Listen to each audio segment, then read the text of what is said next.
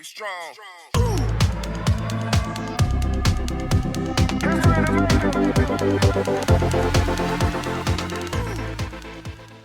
Good morning, good afternoon, and good night. Welcome to this theatrical experience of the Amateur Otaku podcast. I assume we can call it. Where we take a first brief look at the second season of Oshi No Ko, which was a, should I say, major success for Hive Dive last season when it came out.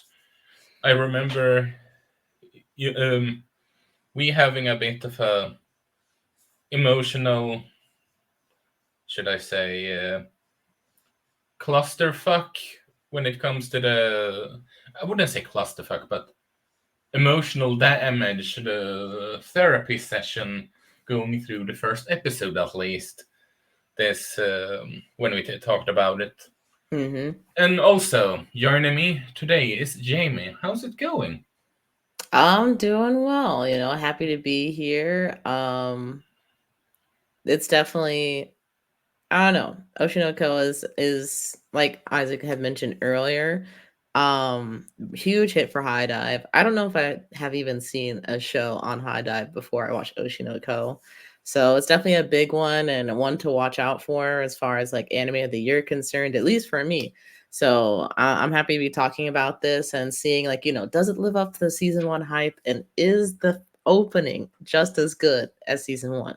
That's a high bar, but I think no, it was Wakamin before Funimation Funimation bought Crunchyroll. Wakamin was part of was the Funimation part in Europe that I feel like I saw Made in Abyss. But High Dive is probably the one that was the first one for me as well when it comes to truly High Dive show. I But didn't then they realize Made in later, Abyss was on there then. Second one, technically, then. supposedly is at least, and but then they, for some reason, removed themselves for. No, they did a couple. I don't know why, but they removed themselves from a couple of areas, which is just I don't know why. But anyway, we are talking. As we mentioned, we are going to talk about Oshi No Ko season 2, or well, part of it all, or mid-season. I believe we are up to half of the season at least, and but I figure we could talk about it all because we have a majority of the bulk of just specifically the theatrical experience. And what I want to hear from you first, Jamie, since you don't read a manga like I do, and what you have thought of it so far. Okay, yeah. First of all, we got to talk about the opening because the opening might be the most famous part of Oshi No Ko, if not very high on the list of famous things that have come from Oshi No Ko or that people hear about when you talk about Oshi No Ko. And Oh, absolutely. I regret to inform our audience.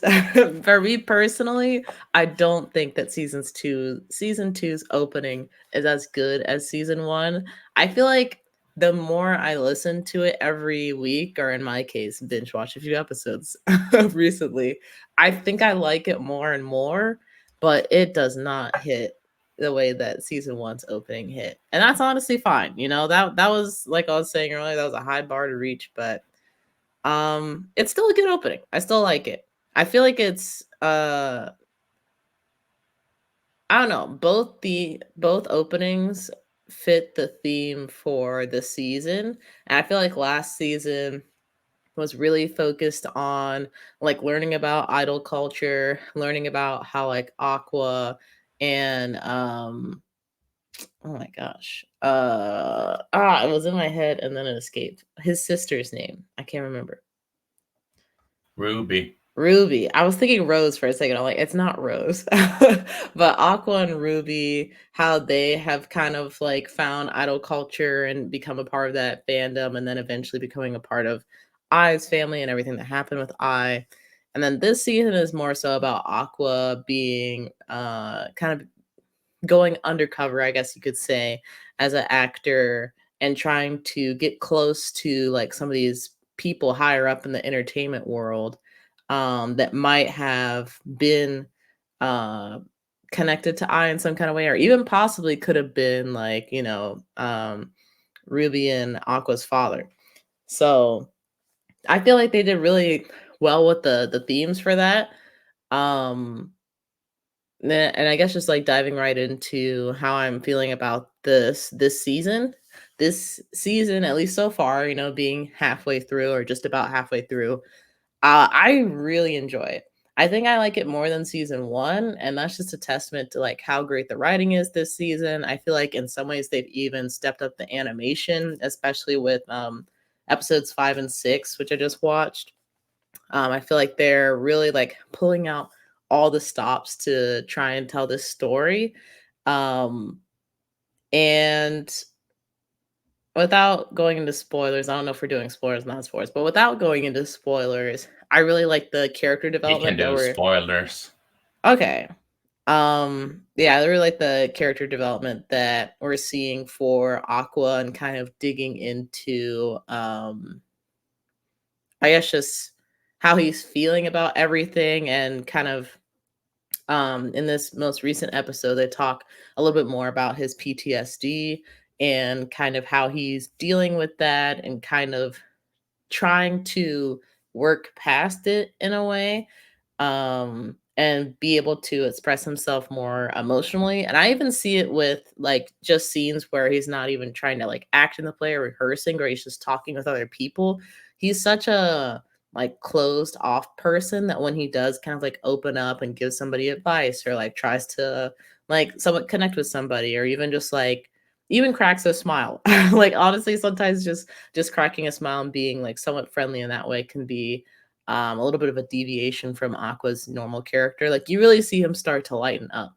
So I'm curious how like the developments that we're seeing now will continue to like transform his character. And especially what y'all know I don't know people's names, but Aqua's girlfriend, or at least his business girlfriend, kind of how she's Akane. Akana, yes. How she's transforming like Aqua as well with the way that he approaches things and being able to like be vulnerable with somebody, even if it's not in a completely romantic sense, at least not yet. Um yeah, I think the only thing that I would like to see from this season a little bit more is of course, we have the two sides of the coin, I guess you could say, with Aqua being on one side and Ruby kind of being on the other. And at this point, I wouldn't say it's neglect, but I would like to see more from her. And we do get flashes of her in if not episode 5, definitely episode 6. So I'm hoping we get to see kind of more of her side of the story and what the journey of being an idol is like, or becoming this like internet celebrity and dealing with all of that. She definitely has like a more like childish and naive way of looking at things and approaching things, compared to Aqua, who at their points of life when both of them had died, like she was a child, and Aqua, he was like a full grown man when he was reborn. So it was interesting to see Ruby. She kind of, I think she also suffers from PTSD, but expresses it in a different way when talking about Aqua and Akane like getting together late at night and stuff. And the idea that Aqua could get Akane pregnant like irresponsibly as a teen and kind of have to relive that same scenario that happened with I, is something that I didn't know she was so felt so strongly about, but she was immediately like he would never do that because if he did, I would never like trust him again. Like our relationship would be irreparable at that point. So I don't think Aqua would get Connie pregnant because he's just not, at least, he could surprise us, but he just doesn't seem like that kind of guy. Doesn't seem like he's interested in Akane in that way. But I'm wondering if there are other like touchy subjects like that we'll get to see like Ruby kind of like go a little bit closer to the dark side. But yeah, that's my main want for the rest of the season, just to get a little bit more Ruby. I do love Aqua, and like he does have, for me, the benefit of being like the more mature, thoughtful, thought-provoking character.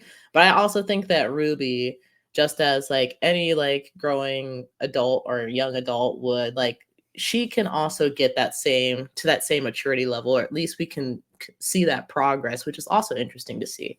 So I'm hoping we dig a little bit more into that, but really enjoying the season so far. And I believe last time we talked about Oshi No Ko, it was during, I want to say we talked about the anime for this season, or the anime that were coming up this season, and Isaac mentioned that this was his favorite arc Yep. in the series, which I was at the time and continue to be slightly concerned by that. Like, this is great, but to think that it goes downhill from here, not necessarily meaning that downhill is bad, but just we don't hit another peak. That's concerning. I'm hoping maybe the anime can do something to fix that, but I don't know. We'll see. But yeah, that's To my answer your long-winded thoughts. to answer your question as to why it's my favorite, does not it is complete. It's not about the quality of the arcs. Sure, I do believe this is one of the strongest arc in general. That I will admit, but the reason as to why and it's my personal favorite is much because no, I'm not in the in entertainment industry, nor do I really want to, even unless you count being an author being in the entertainment industry. But anyway, that's a different story. But from those that don't know me, I am. While it's not the same situation, I do suffer from severe PTSD, and this arc dwells heavily into that. It feels very respectful on how they approach that, and I can in manga slash anime to approach this so respectful. It makes me glad, and it kind of become therapeutic in some fashion also, which is why this arc is my favorite to a point. Then if you argue that no, it's another one is better because XYZ, I can't really argue that, because while there is one part of Oshi No Ko that I think is just, where the fuck are we going? But that's much later into the manga. 99% of it is actually rather solid. But, well, for me, this is my favorite just for that alone.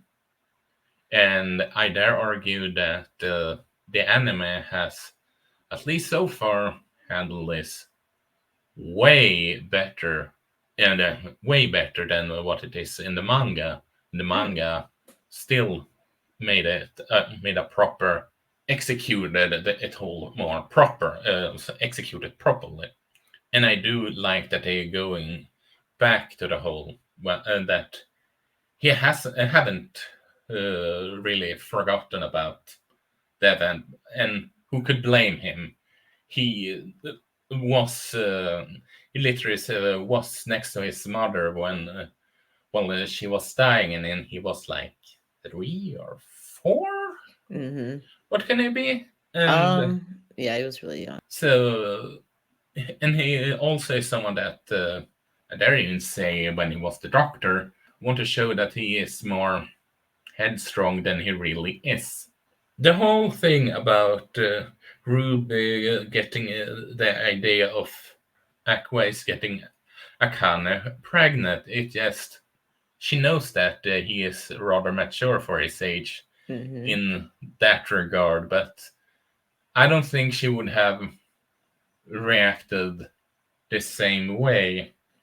Would she? Would her parent been regular Japanese mother and father, so to speak, that no one really heard of, and they had a I don't know. I don't want to say regular upbringing, but you get the point. But yeah, and I have to ask you this because yeah, this is something that uh, I didn't catch you mentioning. But what did you think about the whole idea that the mangaka felt that no, make over the script? It's horrible, and they have a brief segment about adaptations of mangas, which is a hot topic on this channel and on the Discord we are part of. I dare argue. Yeah, I actually really like that. I think it's I don't know how I guess accurate it is to life. I'm sure it's probably pretty accurate. But I like that we kind of saw it from two different sides. So we saw it from the mangaka's perspective where it's just like I can't believe that they would like distort my work in this way. Like they didn't did they even understand the message of what I was trying to say? Do they understand my characters? Um, and then we also see it from like the playwright's perspective or the guy that was adapting the manga to become a play. Um, and kind of like how he took into consideration like, the stage since I don't know if this is a real thing actually. If 2.5D or no, is it 2.5D? I can't remember. Yeah, Yeah, I do if believe it's a 2.5 thing in Japan. I kinda need to see this thing. It sounds and looks insane. It looks like a lot of fun. But, yeah, for the playwright to have the experience of working on multiple, like, 2.5D, um, plays and to have the foresight to say, like, "Okay, like, this will work really well on the stage because we have, like, X, Y, and Z capabilities," or the stage can do, like, these different things that will accentuate, like, what's happening in the action or, like, accentuate character moment, whatever the case may be. And for him to kind of take the script and try to like bring out what he felt were the best parts of it and also the parts that would work well with the stage and the different capabilities that they had and for the manga not to be happy with it but like the script writer's like we have to change certain things because it can't be one to one because we're going from a manga to a play also, and I don't think that they mention this in the show, but it's something that I always say with like anytime we talk about adaptations, I don't think that your adaptation should be one to one. I think that whoever is adapting it or the director, they should have like some creative liberties. I want you to be faithful, but I'm also like there's no way or I think the chances of you just completely usurping the original mangaka is not gonna be as great just because it's like, everybody has their own different experiences and different ways that they put emphasis and flair on things. So bring out what you feel like you can do the best at, while also trying to stay faithful to the adaptation. And I feel like that's what the scriptwriter did without explicitly like saying all that stuff. But then to see them to like come together and work collaboratively and being able to like iron out different issues or the scriptwriter being able to ask the mangaka, well, what about like this moment or this character? Like, isn't this like essential to the plot? And for the manga to be like, no, not really. Like we can have this character moment in a different way or like heighten this character moment in like a different scene or different situation. I thought that was really cool. And I honestly feel like going from like the manga perspective to the scriptwriter perspective, that's probably realistic. What for me, and it's a little sad, what for me was the most unrealistic part of the process is probably them coming together and being able to sit down and talk through like writing this script and how and laying out what the play is going to be. I feel like it's not like it doesn't happen, but I feel like it's probably rare that both those people have the time to get together to like put this whole like project together, this adaptation together. But luckily for Oshi No Ko, that was able to happen. So that was cool to be able to see that process and be able to see like creatives collaborating in that way, especially in the entertainment field. Yeah, yeah. What about you? How did you feel about it? And especially like, do you is this kind of How does this compare to the way the manga approached this conversation or this topic? It was kind of one-to-one to an extent with how they approached it, but you bring up a great point because, well, let's for example look at who I have as a profile pic right now, Garp from One Piece, and season 1 is not one-to-one in the live action one, that is. But what happened with it? It ended up being a success, a really big success at that. But so maybe there is a key to doing adaptation here, because if you remember Akane, when she read the plot the new script, for example, she said that this feels more properly for my characters and all that. Yes, so maybe this was from Aka, or what is his name again? The mangaka for Oshi No Ko. Let me see. I don't have the on deck. Akasaka, and that he was. If you want to adapt my work, you can't go through me, and just don't get the IP and just do whatever you want with it. And speaking of that one, I felt like we could do a brief talk about the idea of the live action one, if you are up to that, before we are ending this review. But the live action adaptation of Oshi No Ko? Yeah, some brief thoughts about that before we stop this recording, but Sure. that we can take until later. But the whole idea that the whole dynamic between the two mangaka is what I felt it was the most important to the whole side story of the whole adaptation stuff, because we all know that well, you and me both are in content creation, while the you also is here. You do your streams and let's plays, but as a content creator, we can talk more directly to each other about that compared to, let's say, random individual that works as a wood shopper nearby or something like that. And I think it was a proper idea to use her as a means of moving that. The mangaka came to the conclusion that no, maybe I can solve this through the means of being involved instead of just doing all of this myself, because it's also about all have our limitations, because as when the Sweet Tooth was it Sweet Tooth, the manga that they talked about, they did an adaptation of in the previous season, I can't recall, but the fact that she found her out that she was just a downright wreck, yes, no, I'm helping you, no, you take your you need to slow down, hire assistance, yada yada yada.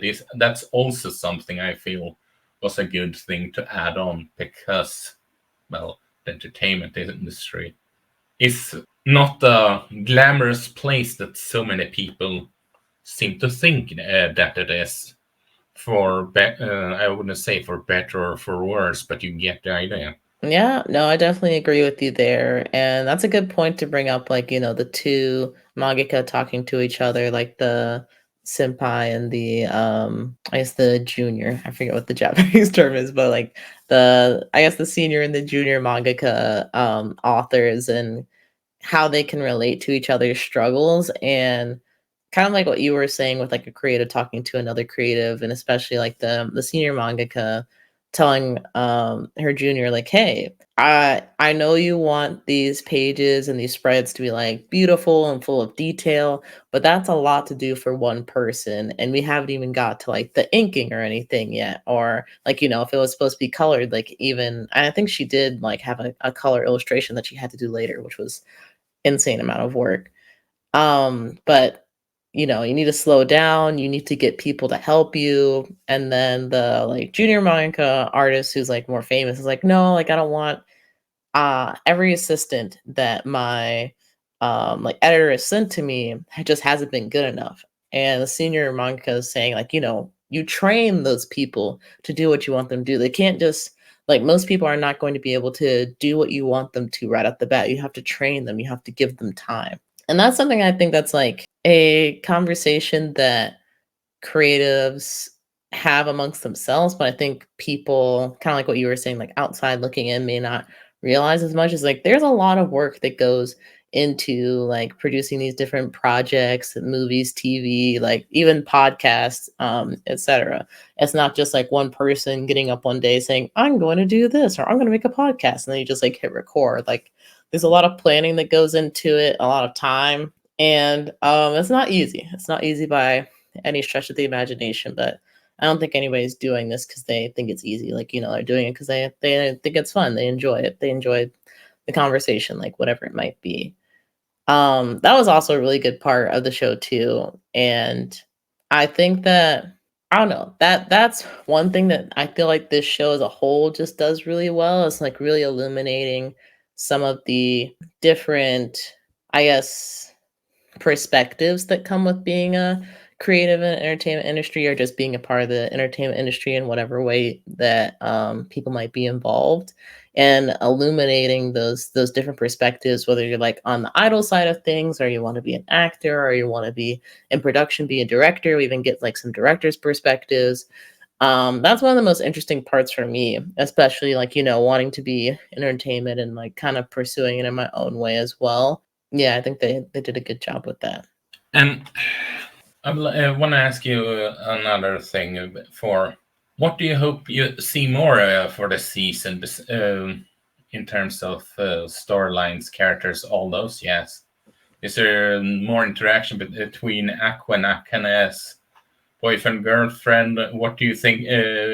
What are your thoughts about him confessing to her what his big plan is, and she is to, I can help you do that. Oh Uh, my god. oh, not to mention the whole, she realized who his mysterious mother is, Mhm. which I also wonder what your thoughts about those things is before you go into what you hope comes next. Yeah. As far as what I'm looking forward to, mention like wanting to see more of Ruby and like what's going on with her, and like trying to integrate herself into idol culture. As far as Aqua and Akane, I think it was episode 5 when Aqua jokingly but not jokingly says he's planning to kill somebody. And that's why he needs to rise up the ranks. And then Akane just goes, "Cool, I'm down. Like, I'll help you out." I was I was shocked when she acted so nonchalant about it, because her character is very interesting. Like, I think that she's honestly capable of doing anything she sets her mind to, but her default, she's like a nice girl, she wants to help people out. She's pursuing her craft. Part of her pursuit of becoming a great actor, I think, has also driven her to some really like dark places, whether that's for her benefit or not. I think it's made her, the way that she like prepares for roles and really getting into the mindset of her character. I don't want to say it's like she's developing like multiple personalities, because it's not, at least from my perspective, it's not quite like that. But it's like a boundary that everybody starts with, I guess. Where like you're normal, you're normie, you just do normal things. I feel like her boundary keeps expanding with like the more roles that she takes on, because she's almost gaining like different life experiences that possibly alter her perspective, or just make her believe like, oh, I'm capable of doing like all of these other things. That reveal though was really crazy to me. And also the fact that I think she's secretly a really smart character too, where she kind of just puts everything together about Aqua and I being his mother, and like what the whole situation was. I wasn't expecting that, and it almost felt out of nowhere in a way, because I'm like, I don't know. That was like some genius level, like just putting all the puzzle pieces together. But I do also feel that it would make sense for her to eventually be able to piece that together because they have been like close in a sense of like they've been working together for a while, like they talk on occasion. They had like a really close moment when they were filming the like dating show, like reality dating show together. So that makes sense that she would be, out of everybody that we've seen so far in the cast, she would be the first one to kind of put pieces together. So I'm really curious how this relationship is going to evolve. Will she eventually like confront him about it? Like, I know your secret and don't worry, like I'm gonna keep it kind of thing. Or I could totally see Aqua kind of pushing her away. And I feel like he has kind of done that in the past. So I don't know if she does something where it kind of goes too far, where he wants to step away and what happens after that. Honestly, when he like jokingly said he wanted to kill jokingly said he wanted to kill somebody and she was down, I feel like he was a little disturbed by that. He was like, don't joke about something. Why would you say that? She's like, no, I'm dead serious. Like, if you want to do it, we'll do it together. Like that's my duty. I feel like if I had to put a prediction on it, at least for this season, I feel like they'll go from being a business boyfriend girlfriend to actually being boyfriend girlfriend. I don't know how like romantic they will be in like a traditional kind of sense, but I feel like their souls are definitely like somewhat interconnected now. So I could see them actually becoming an item, much to the dismay of redheaded girl whose name I cannot remember. But Kana. Kana, yes. Dang, why are they so close? But yes, to Kana's dismay. For any other characters, it was cool to see the director. I don't necessarily want to see him in more stuff, but I also wouldn't be opposed to it. I think it's an interesting perspective of being, at least in this season, one of the only adult characters that's kind of knows of Aqua and Ruby to an extensions, like past, like working with them as children. No, yeah, I feel like the characters that they're focusing on right now are pretty good. I would just add Ruby to the mix and I would be pretty happy. But what about you? Is there, well, you already know what's going to happen, but I guess, I don't. I don't I don't really know. know what to tell since I'm reading the Yeah. manga. I guess So I can ask you this without spoilers. Like, is your favorite part of the season, has that come up already, or is that going to be in the back half of the season?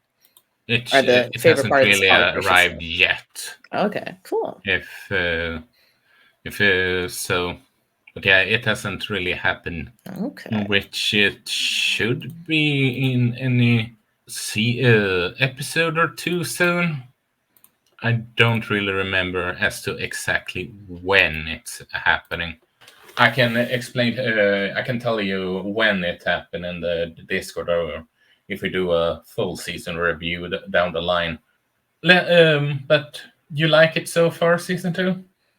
Yeah, I think it's great. It's definitely it's bumping up there with season 1 as far as being I guess the best of Oshi No Ko. I can't say my favorite season yet because it's not over, but some of the my favorite moments of Oshi No Ko, definitely a lot of them have come from season 2 now. So I'm excited to see the rest of the season and I guess like just what is to unfold. I also, side note, I didn't fully mention this, them like pretty much going into a play production in the middle of the season. Who would have thought that would have been some of the most enthralling content that we would see this season so far? I don't think I've ever seen an anime or maybe even a show period fully adapt a like play into their show. I think the most I've seen to an extent is probably in Hawkeye when they did like the fake like Avengers play and kind of had like little beginnings of that, but this is really cool. It's really interesting and I used to go watch a lot of plays when I was in like middle school and high school just cuz I was around a bunch of theater kids and whatnot. So to be able to kind of somewhat be engrossed in that culture again is a lot of fun. So I dig it. Nice.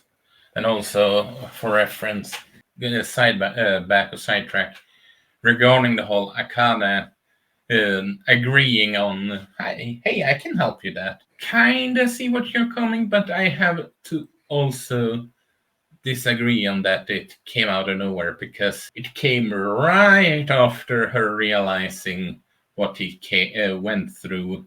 So she was a bit emotionally charged about it, and and it was emotions going in first, and so to speak, and not it was emotional speaking, not logical Akane speaking, which I felt. But anyway, we mentioned about the thought of the idea of the live action adaptations, and I want to hear from you your perspective of it first, because wasn't it you that linked the news of it in the Discord? It might have been. It might have been me. You know, I'm open to it. It's just with any adaptation, especially with a animated, or in this case an anime moving to live action, it needs to be like taken with care, and which is something that was also emphasized in Oshi No Ko, so that would be ironic if it wasn't. But I can pretty easily see how this would fit into a live action adaptation. I don't think anything that they're doing is super like fantastical or anything. Nobody's throwing out like chi like energy balls or anything like that. So I don't think it would be unrealistic to adapt Oshi No Ko. Really the show is about like really great like character moments and like emotional moments that kind of bond different characters together. So as long as they can really nail the cast and get some great actors, I think this would probably be one of the easiest adaptations to do, realistically. I'm sure that's been said about many an adaptation that ended up being not so great. So I would give it a shot. I would give it a shot personally. I would give it a watch. But what's your perspective on this live action adaptation, Isaac? I know you've As seen your fair share. as I said on Discord, it's a popular manga, and as I can gather, in Japan at least, really popular anime, and it's about idol culture, and it's not exactly like you said, key blast titans roaming around and eating people, or well, people being into gummy people and all those kind of yes. Yep. It's arguably one of the easiest and among us to adapt into live action. So I can completely see it works in all that, yes. I can just imagine how some people that for some reason can't feel the same way in animation will feel when they see the death of Ai, and that occurs in, I think it was chapter 11 in the manga, if I'm not mistaken. I'm Chapter curious. 11 or 12. I'm curious how they'll approach, I guess, like the kind of magical aura that Ai has, and even just her, like, her pupils are star shaped, and that kind of brings like more of that magical feel to her as well, because that's something that the anime has an advantage of, is being able to add some of Agreed. those like unrealistic characteristics to somebody, but still like elevating them as a person. I don't think they necessarily have to like make eye-shaped contacts or anything like that, but I think it's really important for them to, similar to what they did in the anime and probably in the manga as well, make sure the eye feels like larger than life, and like just when people are in her presence, like she can like suck the air out of a room or something and everybody's just in awe of her. Which I think has definitely been done in film before, but that's something that, especially for Ai, and just how important she is, and kind of her being like a fulcrum to what happens to the rest of the series, just through her relation with Aqua and Ruby. That's something that they would especially need to do if they're gonna do a movie. And I don't know. The other part of it is like, how much do they want to cover in the movie? Would they do kind of something similar to the first episode, of season 1 of Oshi No Ko, where it's kind of you get to see like I live her life with Aqua and Ruby, and then like when that part is over, we move on to Aqua and Ruby becoming their own people, or would they kind of cut that short a little bit? I don't know. That's an interesting decision that someone not named me has to make. So good luck to Apparently, them. for what I can gather, there will be one movie, and then they will do the rest of the adaptation through TV episodes that will arrive on Amazon Prime. So maybe Huh. we can take a look at that at one point where all those episodes arrives. If you're interested in it, Yeah, definitely let and us know in the comments. about the whole ice stuff, I can't believe that they can just do. If I'm not mistaken, you remember Mihawk in the live action adaptation of One Piece, if you go back to that again. Hmm. Do with a giant sword and the sort of like golden esque ice that Zoro want to defeat in a swords match. Do you Hmm. remember that guy? Yep. Uh, if I'm not mistaken, they had eye lenses for him that Hmm. made his eyes look like that. So I could easily see them going in those kind of directions with eye and, well, in later on Ruby and Aqua's eyes, since they have those type of stars in their eyes, or I maybe brighten them up a bit with CGI or something like, or just lighting. I don't know. The only thing about that is I feel like seeing it in anime, it's like, it's a cartoon essentially, so it could look like anything and not feel too weird. I feel like seeing a actual person with star-shaped pupils would be disorienting, I guess, to say the least. I feel like if it was me personally, I probably wouldn't do the star-shaped pupils unless it's like you're selling posters of Ai and somebody drew a picture of her. Then I'm like, yeah, you could kind of like do a little nod there. But I would probably give her like maybe purple contacts or something and then call it there. And then maybe Aqua and Ruby could have heterochromia where like one eye is purple, one eye is like a different color, something like that. Otherwise, I don't know. Seeing someone with star pupils, I feel like it could be creepy. Maybe. I don't know. Yeah, We'll have to see. fair point.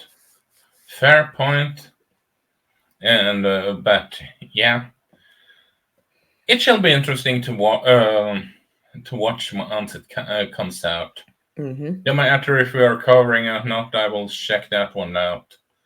I don't know the release date for the Western audience, at least as of yet. So, but yeah, was it anything you want to mention with the season two that you might have um, came up, or well, your idea about the adaptations before we wrap this thing up? Uh no, I think season two it's off to a great start. They keep doing what they're doing. I'll be thoroughly happy with the season and hoping that it wins something at the anime awards this year. Because I think the only thing Oshi No Ko won last year was like best opening, which it did have like a really great opening, but I also felt like it could have won in some other areas as well. For the adaptation, I'm really curious to see, I guess, what their approach will be. I know it seems Amazon has been buying up a lot of, I guess, like the publishing rights to some of these different like anime and even video game adaptations, with the Yakuza adaptation coming to Prime as well. So far for me, every Prime show that I've seen has been like really fun, and I've enjoyed it. So I'm hoping the trend continues. I have heard they've had their misses, but everybody has a miss every once in a while. So hopefully they have continue to have a good streak. But yeah.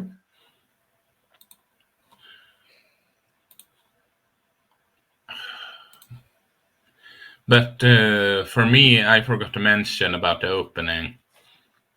But that opening was extremely hard to top or even come close to. I mean, it's on level with. I mean, let's go back to that. Just Attack on Titan opening. That first opening is legendary, and like the rest of the opening dares, I dare argue that there wasn't really any that topped that one during its seasonal run.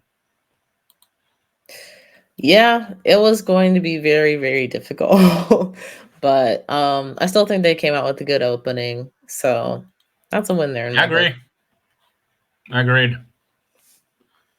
But anyway, Jamie, where can people find you? Outside of this, obviously, from time to time. Yeah, you guys can find me at Swiper_Prime on Twitch and on YouTube. On YouTube, I've been playing through Ocarina of Time, and I actually just got done recording an episode of me just like trying to do side quests and explore some of the mysteries of Ocarina of Time, which I didn't know there was that much content to explore. So that was really cool. And then on Twitch, I've been playing through Final Fantasy VII. I'm like towards the end of the game.